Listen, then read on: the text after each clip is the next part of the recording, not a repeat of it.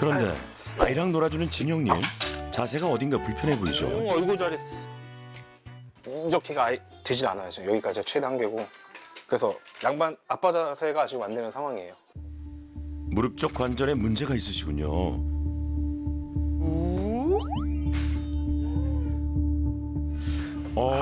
팔도 불편하신가 봐요.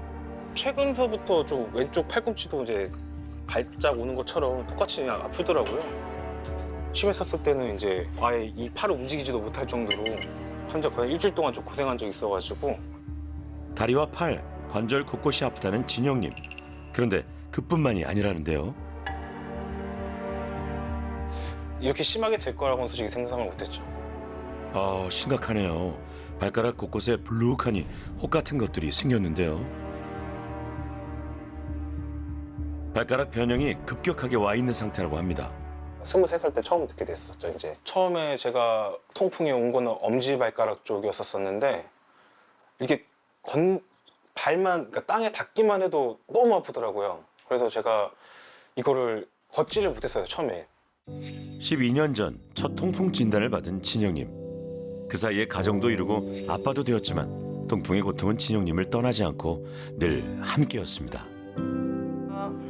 그렇지. 아빠 주세요. 껄껄껄껄껄껄. 게다가 곧 둘째도 태어날 예정이라는데요.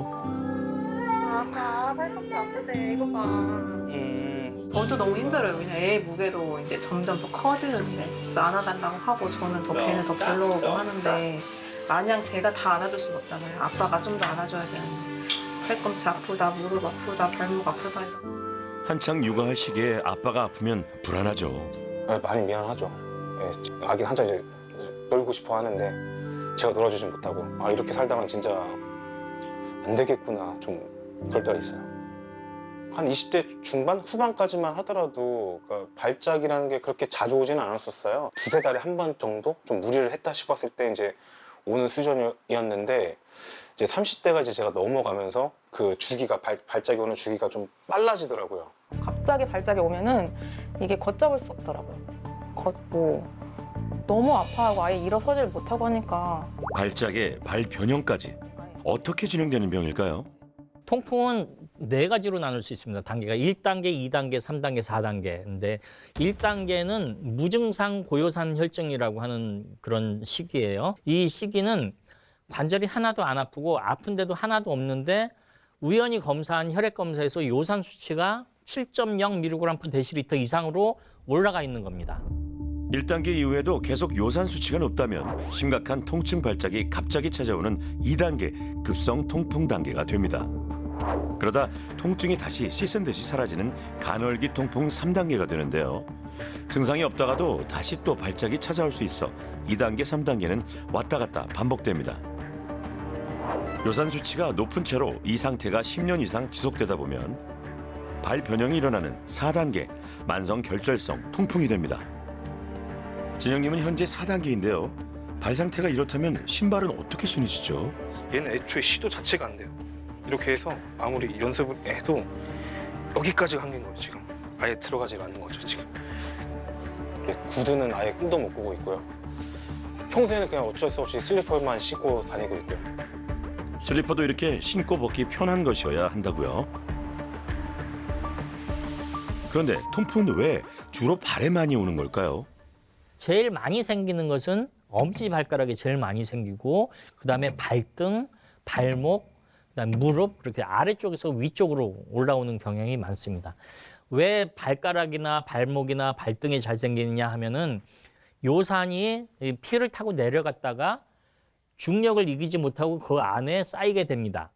그리고 두 번째 원인은 액체 상태의 요산이 고체 상태의 요산염 나트륨으로 변해야 염증을 일으키는데 그 변하는 것은 체온이 낮아지면 잘 변해요. 심장에서 멀면 멀수록 요산 그 체온이 더 떨어지게 됩니다. 그래서 손끝, 발끝, 귀끝 그런 데가 잘 생기게 되죠. 진영님의 몸 상태 더 자세히 살펴볼까요? 발 좀 한번 볼까요? 발 모양이 어떤지. 아이고, 결절이네요. 이게 하얀 게 다 요산이거든요.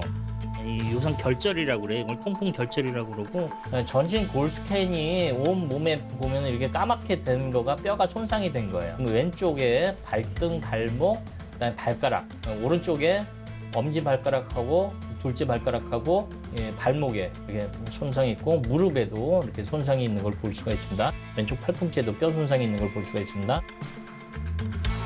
아파했던 무릎, 팔꿈치, 발에 문제가 있는 게 맞았네요. 이게 12년 동안 쌓은 요산이라고 보면 됩니다. 초음파 결과는 어떨까요? 왼쪽 새끼발가락인데 여기는 덩어리가 이만큼 차 있고 여기 물도 차 있어요. 요 까만 게 물이에요. 예, 그리고 이 물 위에 요산이 이렇게 쭉 깔려 있는 게 보이고. 아이고, 볼록했던 발에는 큰 요산 덩어리가 쌓여 있었던 거네요. 그런데 그게 다가 아닙니다. 요산 덩어리로 인해 생기는 더 큰 문제가 있었는데요. 만성 통풍의 대표적인 게 이제 골밀환, 뼈가 녹아난다는 소견인데 이게 지금 골밀환이에요. 뼈가 녹아나 있습니다. 이게 녹아나 있고 뼈에 구멍이 나 있어요. 이렇게 뼈가 얇아져 있고 여기는 좀 있으면 깨질 것 같아요. 여기가. 아, 뼈에 구멍까지 방치하면 더 큰 변형이 오는군요. 이게 조금 더 진행을 하게 되면 이게 부서져요. 뼈가 깨진단 말이죠. 그렇게 되면 이제 관절 변형이 생기고 관절 기형이 생길 수가 있습니다. 예상보다 더 심각한 자신의 상태를 보고 나니 진영님 심란합니다.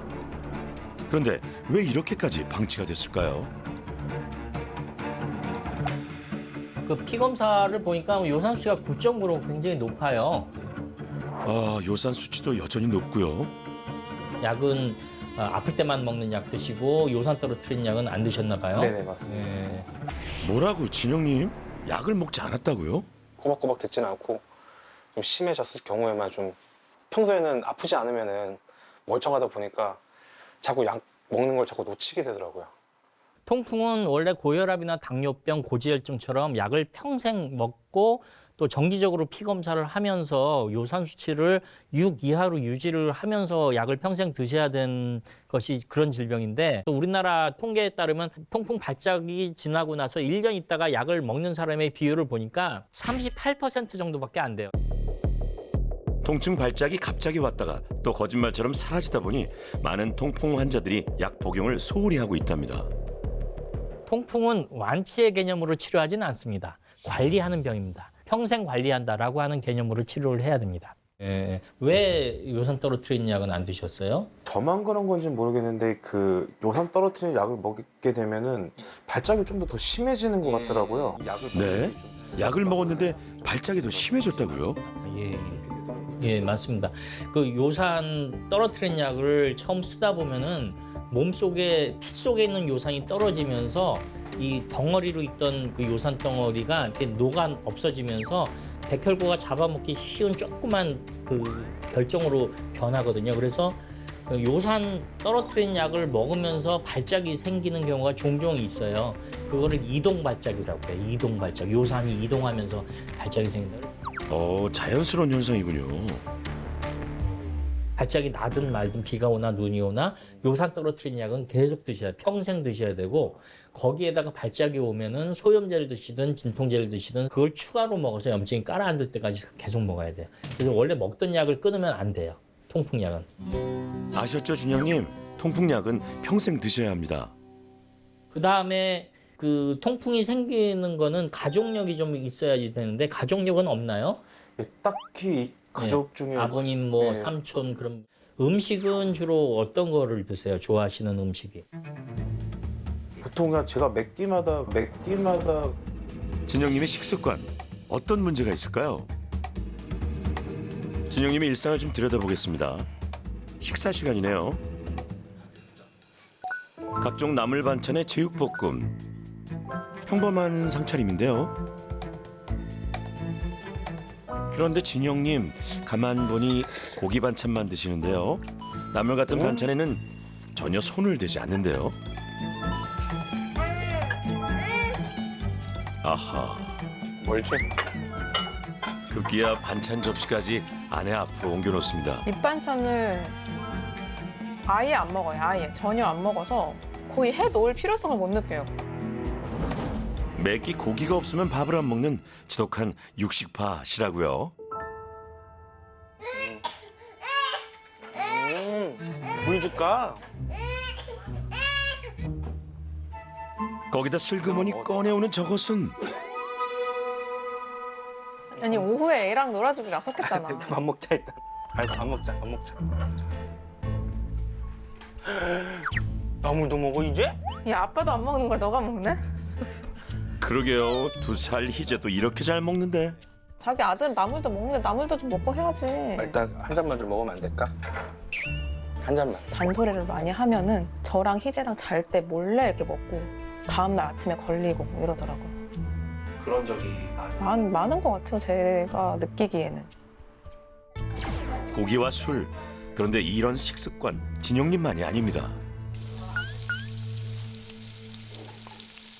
문 앞에까지 갖다 오는 거잖아요. 술 마시고 싶은 거야. 동네 친구들과 자주 어울린다는 양섭님. 술이 빠지면 섭섭하죠. 야, 평 따는 소리. 밥 대신 술로 배를 채울 정도로 애주가시라고요. 아침에 2병, 오후에 2병, 뭐 참 술로 갔다가 하루 6병. 아, 너무 많이 드시는 거 아니에요? 한 달에 결제하기 40만 원, 50만 원대. 40만 원 정도. 어우, 이건 좀...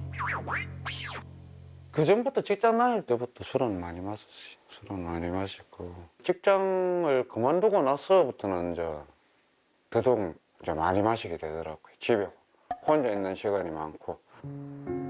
퇴직 후 적적한 시간을 술로 달래다 보니 점점 더 주량이 늘었다고 합니다. 안 좋은 건 알겠는데 술, 통풍에 어떻게 안 좋은 건가요? 술을 드시는 환자분들한테 목숨을 걸고 술을 끊으라고 얘기를 합니다. 알코올이 들어가 있는 음료는 모두 다 요산을 올릴 수가 있습니다. 알코올의 성분은 소변으로 빠져나가는 요산을 붙잡아다가 다시 피 속에 넣어주는 역할을 하거든요. 알코올은 요산이 콩팥을 거쳐 우리 몸 밖으로 배출되는 것을 억제시켜 혈액 속 요산의 농도를 높이는 작용을 합니다. 그래서 알코올이 들어간 술은 다 종류를 막론하고 통풍에 좋지 않습니다. 그런데 통풍에는 특히 맥주가 제일 안 좋다던데 이유가 있을까요? 맥주에는 그 향기를 내게 하는 호프라고 있어요. 그 호프에 퓨린이 많이 들어가 있습니다. 그래서 맥주를 마시면은 퓨린 섭취가 많이 되면서 요산이 많이 올라가게 됩니다. 퓨린은 단백질 대사 과정에서 나오는 물질입니다. 단백질이 분해되면서 퓨린이 나오고 다시 퓨린이 분해되면서 요산이 생성되기 때문에 통풍 환자들은 퓨린 함량이 높은 음식과 맥주를 피해야 합니다. 세 번째 귀하신 몸을 찾아가 볼까요? 아이고, 지팡이를 짚어야 할 정도로 걷는 게 힘든 이분. 저는 지금 웹툰 회사에서 근무하고 있는 28살 박세웅이라고 합니다. 올해로 경력 5년 차인 웹툰 작가라고요. 작년 8월쯤에 통풍 때문에 고생을 많이 해가지고 통풍에 대해서 솔루션을 좀 받고 싶어가지고 제가 신청을 하게 됐거든요. 아직 한창 때인 20대인데 어떻게 통풍이 온 걸까요? 발목 쪽에 통증이 많이 오는 편인데요. 특히 이 왼쪽 발목에 여기 관절 부분이라고 해야 되나, 여기 연결되어 있는 부분에 지금도 누르면 살짝 이제 시큰시큰한 통증이 있고요. 그러고 보니 발이 살짝 부어 있네요. 젊은 남성보다는 좀 연세가 있으신 분들이 통풍에 많이 걸린다고 알고 있었거든요. 그래가지고 아직까지는 내 얘기가 아니다라고 생각을 해가지고 뭐 크게 관심을 갖고 이러진 않았던 것 같아요. 최근 들어 20, 30대 젊은 통풍 환자들이 급격히 증가하고 있다는데요. 그 이유는 무엇일까요? 20, 30대 젊은 사람들이 통풍이 잘 생기는 이유는 일단은 뚱뚱해져요. 비만 인구가 더 많아지게 되고 또 스트레스를 많이 받다 보니까 기름진 음식들을 많이 먹게 되고 술을 많이 먹게 되고 또 운동을 안 하다 보니까 그런 것들 때문에 요즘 젊은 20대, 30대 남자에게서 통풍이 많이 생긴다고 알려져 있습니다. 20대 한창 일할 나이, 세웅님의 일상은 어떨까요? 웹툰 작업 같은 경우는 아무래도 마감 스케줄이 주간에 맞춰 있다 보니까 한 번 앉아 있으면은 좀 오래 작업하는 것 같아요. 10시간 정도 앉아있을 때도 있고. 그럼에도 일하다가 유일하게 자리에서 일어날 때가 있는데요. 바로 음료수를 마실 때입니다. 세용님은 특히나 에너지 음료를 즐겨 마시는데요. 인간 엔진 오일급으로 이제 사람의 엔진을 딱 돌게 하는 그런 효과가 있거든요. 하루 12시간 일을 하게 되면은 에너지 드링크 5캔 정도는 마시게 되는 것 같거든요. 아니 너무 많이 마시는 거 아닌가요? 일하면서도 수시로 마시고 계시네요. 냉장고에도 물 대신 음료수가 한가득. 아 이거 괜찮을까요? 요산을 올릴 수 있는 거에 제일 높은 확률을 가진 제일 위험한 것이 술이고 그다음에는 달달한 음료예요. 인공 과당. 우리가 흔히 마시는 콜라를 비롯해 에너지 음료 속에도 들어있는 과당. 과당은 왜 문제가 되나요? 과당은 요산을 손에 손잡고 신장 벽을 넘어갔고 피 속으로 넘겨주는 역할을 해요. 그래서 인공 과당을 많이 먹으면 요산이 올라가게 됩니다. 술과 마찬가지로 달달한 음료수는 통풍에 위험합니다. 차라리 물을 드시는 거는 확실하게 요산을 떨어뜨리는 효과가 있습니다. 요산은 수용성 그 물질이라 물에 잘 녹아요. 그래서 소변으로 물을 많이 마시면 소변으로 요산을 많이 배출할 수 있거든요. 대신 물을 많이 마시는 것이 통풍에는 좋답니다. 그렇다면 다른 식습관은 어떨까요? 배달 용기가 보이는데요. 밥은 어떻게 드시나요? 한시 바쁘게 일을 하고 싶은 사람인데 다른 것에 신경 쓰는 게 아무래도 부담이 되다 보니까 배달 음식을 조금 많이 시켜 먹는 것 같아요. 이런 거의 매일 배달 음식으로 끼니를 때우시는군요. 거기다 책장에 꽂힌 저것들은 뭔가요? 아, 즉석곰탕. 사실 제가 제일 좋아하는 음식인데 감자탕을 정말 많이 시켜 먹어요. 감자탕 같은 거 시키면은 감자탕을 제가 좋아하는 게 술이랑 궁합이 기가 막히거든요. 그날 저녁 친구와 함께 단골 감자탕 집에 간 세용님.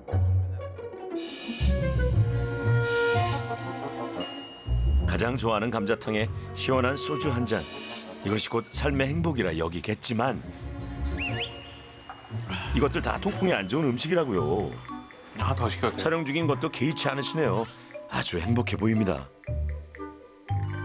하지만 이런 식습관과 잦은 음주가 반복되면서 체중이 급격하게 불었다는 세용님.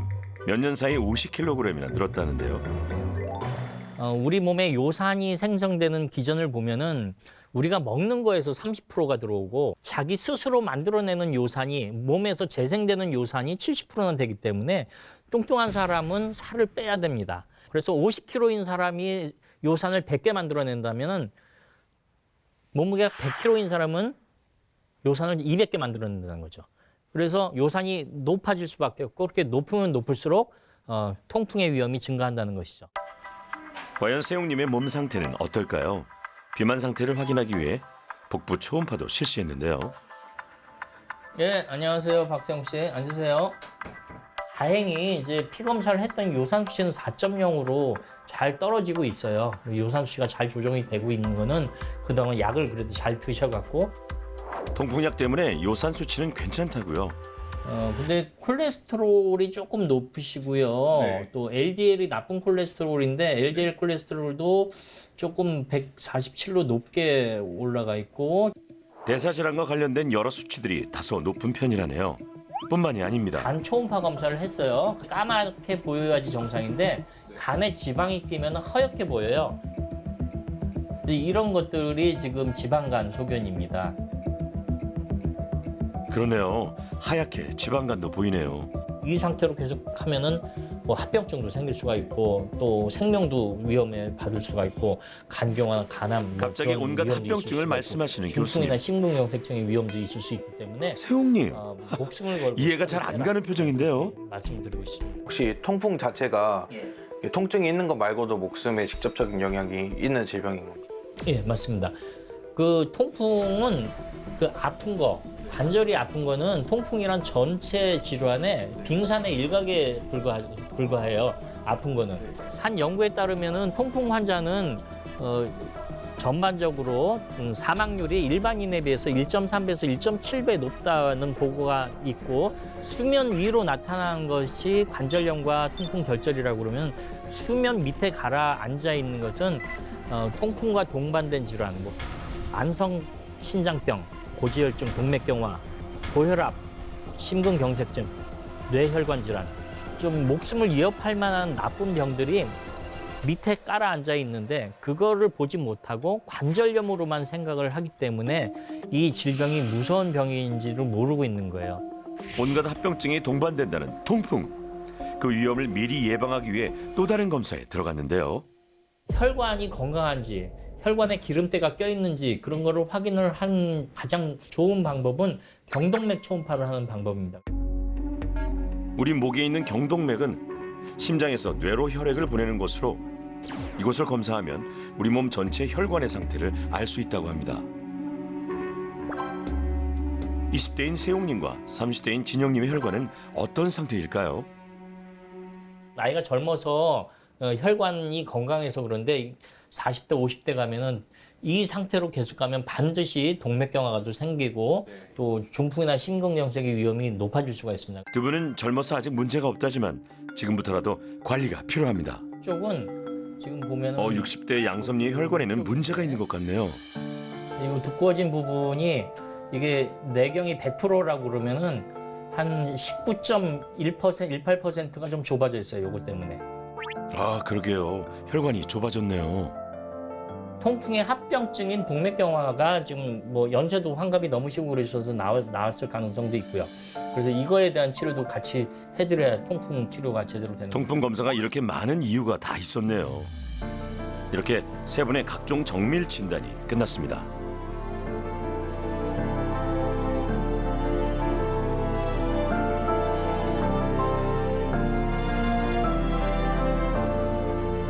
그런데 세 분 다 남자분이네요. 통풍은 남자만 걸리는 건가요?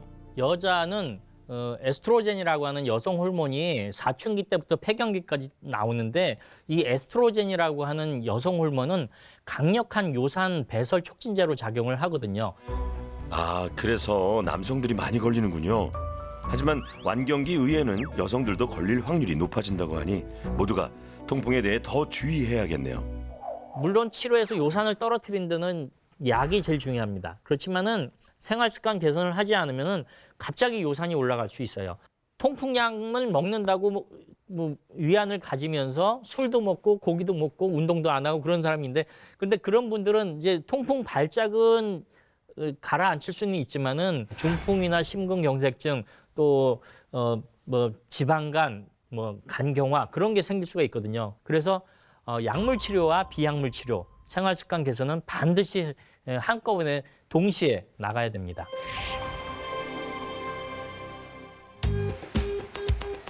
통풍 탈출을 위한 2주간의 맞춤형 솔루션.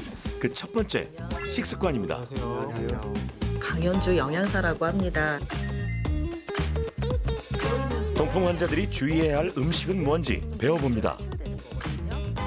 퓨린이 가장 많은 음식은 이제 많이 들어보셨을 거예요. 그래서 내장 부위, 그 다음에 진한 고기 국물.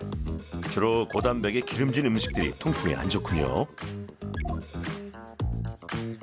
통풍에 좋은 음식으로는 어떤 것이 있을까요? 콩두부, 감자, 양파, 저지방 요거트. 과일은 퓨린이 낮아 요산 수치를 낮추는데 좋답니다.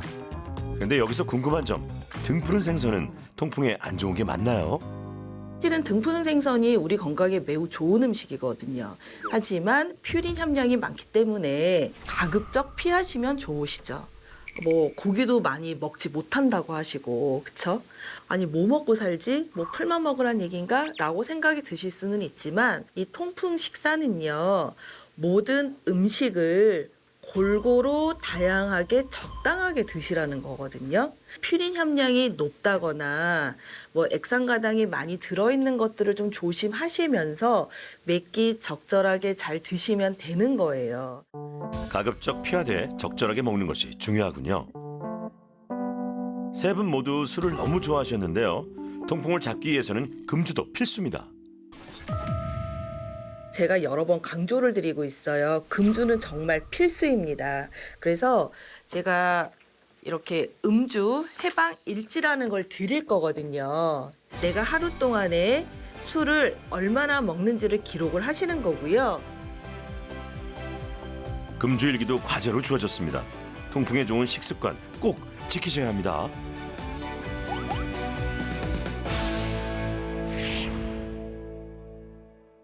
운동을 하면은 체중이 줄어들게 됩니다. 지방 세포로 가득 차 있던 몸이 근육 세포로 조금 변하게 되고 또 체중이 줄어들면서 지방 세포 안에 있던 요산 성분, 요산의 전구 물질이 빠지게 됩니다. 다만 관절에 무리가 가는 운동을 하게 되면 무릎이라든지 발목이라든지 발가락이든지 허리라든지 거기에 손상을 입을 수가 있거든요. 그래서 너무 무리한 운동을 하시거나 뭐 아플 정도로 하는 운동은 피하시는 게 좋습니다. 체중을 줄이는 운동을 반드시 하셔야 됩니다. 안녕하세요. 오늘은 여러분들과 함께 통풍 탈출을 위한 이주환의 맞춤형 솔루션. 이번에는 운동입니다. 가르쳐드릴 통증 운동 전문가 시창대입니다. 반갑습니다. 무릎이 아프시거나 아니면 발목이 아프시거나 통풍 때문에 고생하시는 분들은 관절을 쓰지 않는 등척성 운동부터 시작하는 것을 추천드리고 있습니다. 등척성 운동이라고 하는 것은 근육의 길이가 변하지 않고 관절의 각이 변하지 않으면서 근육이 수축하는 운동을 말하는데 관절에 무리가 가지 않는 수건으로 하는 운동부터 배워보겠습니다. 팔꿈치는 몸통에다가 딱 붙여보시고 그 정도로 한번 너비를 잡아주신 다음에 팽팽하게 한번 딱 당겨볼까요? 팽팽하게 쭉 팽팽하게. 그렇죠. 멈추고 다시 팽팽하게 쭉 힘 멈추고. 여러분들께서 숨을 안 쉬세요. 숨은 꼭 쉬셔야 됩니다. 등척성 운동할 때 숨을 참게 되면요 어지러움이나 현기증이 일어날 수도 있기 때문에 숨은 절대로 참지 않는다. 아시겠죠? 그냥 일반적으로 숨 쉬듯이 쉬면 되는 건가요? 네, 숨 쉬듯이 저 한번 보세요.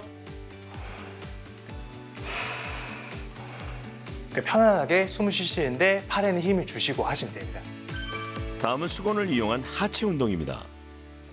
그 다음으로 할 동작은 우리 하체 운동인데요. 자, 어떻게 하냐면 길게 끝에 잡아주신 다음에 그 다음에 바닥에 놓고 발 중앙으로 밟아주시면 됩니다. 발 중앙으로 한번 밟아주실까요?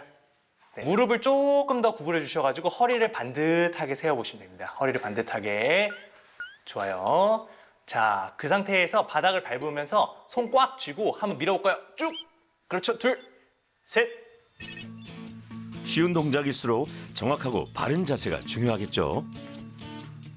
자, 옆에서 보실 때 제 허리가 이렇게 말린 상태에서 이렇게 들게 되면 허리를 쓰게 돼요. 그래서 허리를 쓰지 않게 처음에 잡을 때부터 허리를 반듯하게 펴주시고 그 다음에 팔도 어깨도 얘를 그냥 놓지 마시고 딱 힘 주셔가지고 넘겨주시고 그대로 밀어주시는 거예요. 네, 좋아요. 준비 5초 셀게요. 시작. 5, 4, 3, 숨 쉬세요. 1, 시작. 5, 수건 하나만 있으면 집에서도 얼마든지 할 수 있는 동작들이죠. 5, 4, 관절에 무리는 주지 않으면서 운동 효과는 좋은 상하체 등척성 운동이었습니다. 마지막에 끝날 때 몸에서 수분이 빠지면 요산 수치가 올라간다고요. 그래서 통풍 운동 중간중간 물 마시는 것도 잊지 말아야 합니다. 하면서 이제는 옆으로 하나, 둘, 물통을 셋, 들고 넷. 할 수 있는 저강도 유산소 운동도 배웠습니다. 비만은 통풍에 치명적인 합병증을 동반하니 살을 빼는 유산소 운동 역시 꼭 필요합니다. 둘, 셋, 넷, 넷, 둘, 셋, 넷. 식습관과 운동 외에도 통풍 환자들이 지켜야 할 통풍 생활 수칙. 이것만 잘 지키면 통풍이 더 이상 무섭지 않을 겁니다. 세 분 다 잘하실 수 있겠죠?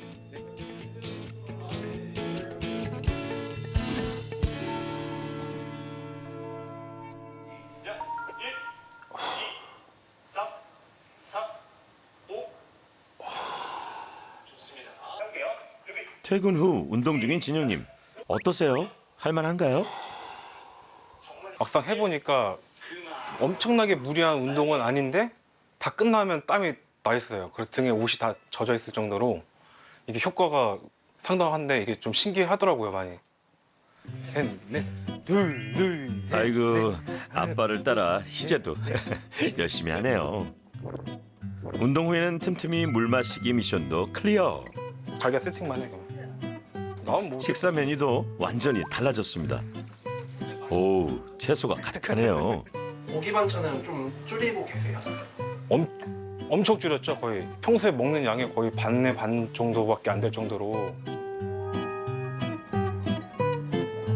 그 월남쌈인데요. 그러니까 야채를 좀 더 맛있게 먹을 수 있는 방법이 좀 월남쌈이더라고요. 요즘에는 저녁에 오면은 이제 샐러드 해달라고 먼저 얘기를 하더라고요. 채소도 먹은 지 이제 일주일도 돼가고. 희재 이거 아빠의 달라진 모습이 희재도 신기한가 봐요. 건강해지는 그날까지 아빠 화이팅입니다. 희재 이거 맘마. 고기만 찾던 진영님 정말 노력 많이 하셨네요. 그간 약을 소홀히 했던 진영님 이제는 약통에 넣어서 꼬박꼬박 잘 챙겨 먹고 있습니다. 교수님 말씀하신 대로 앞으로 통풍약은 이제 평생 먹는 거라고 강조를 하셔가지고 저도 이제 무조건 이제 경각심을 느끼고 이제 매일 하루도 빠짐없이 일단 지금 먹고 있습니다. 금주일기도 꾸준히 쓰셨다고요? 그렇다면 진영님에 대한 아내분의 평가는? 물을 잘 먹고 있는 것 같고 운동 60분까지는 아니어도 꾸준히는 하고 있는 것 같고 70~80%는 하고 있는 것 같은데요? 제가 보기에는. 오, 7, 80점 진영님 끝까지 솔루션 잘 지켜주세요. 공원을 씩씩하게 걷고 있는 이분 양섭님이신데요. 매일 하고 있습니다. 아침으로 또는 오후날이라도 이렇게 하루에 한두 번씩은 꼭 나와서 한 1시간 정도 이렇게 걷고. 예전에는 잠깐 걷는 것도 몹시 힘들어 하셨는데요. 아이고, 훨 좋습니다. 훨씬 좋습니다. 예. 뭐 비교 안 될 정도로 아주 좋습니다. 예. 확실히 활기가 생긴 양섭님. 동네 친구분이 보기에는 어떨까요? 요새 운동 좀 한다더만 얼굴 색깔, 피부 색깔이 좀 좋아진 것 같네. 살도 조금 붙은 거 같고. 아버님 술 드시는 거 본 적 있어요? 아, 요새 제가 뭐 전혀 본 적 없습니다. 내가 한 잔 하자 해도 전혀 아유 안 자실락하고. 그거 없어지셔서 아쉽지만. 저야 조금 아쉬운 점이 있지. 아쉬운 점이 있고 한데 그래도 형님이 뭐 술은 안 먹고 그러니까 뭐 저도 별로 안 먹고 싶네. 밥을 거르고 술을 찾을 정도로 애주가셨는데요. 빼곡히 채워진 금주일기를 보니 정말 열심히 실천하시는 게 보이네요. 그래, 아픔도 고통도 당면에 보지 않고서는 모를 것이다. 겪어보니 못할 게 없다는 걸 새삼 새기며 더욱더 운동과 건강한 식단으로 노력해 소중한 내 몸 더 건강히 챙겨나가며 통풍에 좋은 식단으로 식사도 잘 챙겨 드시고 물 마시기도 잘 실천하셨습니다. 끝까지 화이팅해요.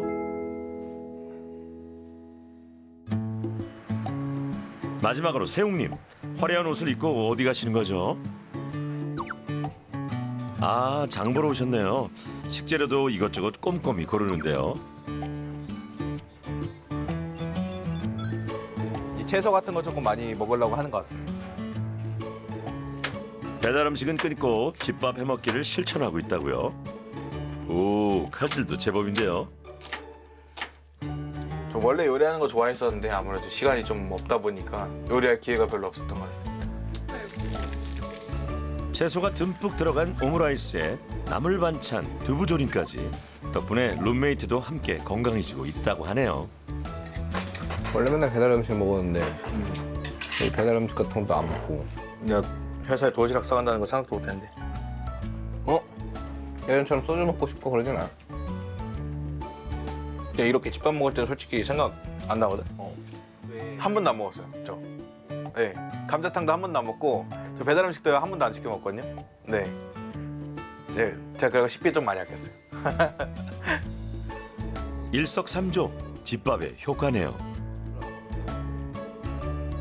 과당 음료 대신 물 마시기. 음식 먹기도 잘 실천했습니다. 그런데 운동은 잘하고 계신 거죠? 거의 10일 정도 됐는데 네, 몇 번 하셨어요? 4번 정도 한 것 같아요. 네, 4번이요? 그러시면 안 돼요. 세웅님, 운동도 열심히 하셔야 돼요. 이 정도 열심히 하겠습니다. 그렇죠. 그렇게 열심히 하셔야죠. 하하. 핫들, 화이팅!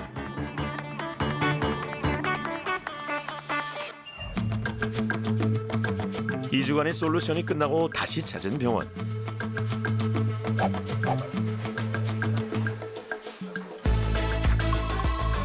세 분의 귀하신 몸, 어떤 변화가 생겼을까요? 먼저 양섭님입니다. 예, 어떻게 지난 2주간 잘 지내셨습니까? 예, 생활 습관 개선하기 2주 전에는 요산 수치가 6.9로 조금 높았었는데 6.7로 조금 떨어졌어요. 양섭님, 요산 수치와 혈당이 조금 떨어졌네요. 요 상태를 잘 유지하시고 요산 수치만 6.0 이하로 조금만 더 떨어지게 약만 조금 조절하시면 될 것 같습니다. 3에서 6 사이를 유지하라가 치료의 목표입니다. 감사합니다. 이제 시작이니까요. 앞으로도 쭉 잘하실 수 있겠죠?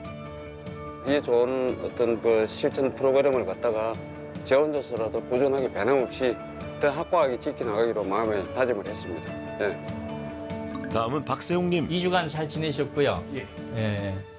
2주 사이에 콜레스테롤 떨어뜨린 약은 안 드셨는데도 216으로 조금 떨어졌습니다.